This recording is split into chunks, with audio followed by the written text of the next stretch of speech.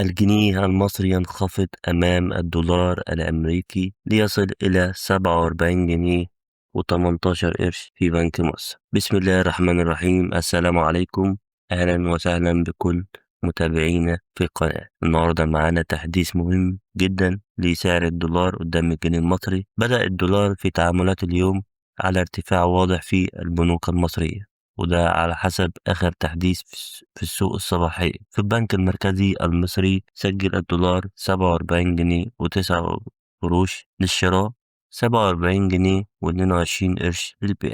أما في بنك الإسكندرية سجل الدولار 47 جنيه و12 قرش للشراء، 47 جنيه و22 قرش للبيع. في بنك مصر سجل الدولار 47 جنيه و18 قرش للشراء، 47 جنيه و28 قرش للبيع. أما في بنك CIB فسجل الدولار 47 جنيه و19 قرش للشراء، 47 جنيه و29 قرش للبيع. في مصرف أبو ظبي الإسلامي سجل الدولار شراء 47 جنيه و28 قرش، 47 جنيه و38 قرش للبيع. لو عايز تعرف سعر الدولار أول بأول ما تنساش تعمل لايك للفيديو واشتراك في القناة عشان يوصلك كل جديد. سلام.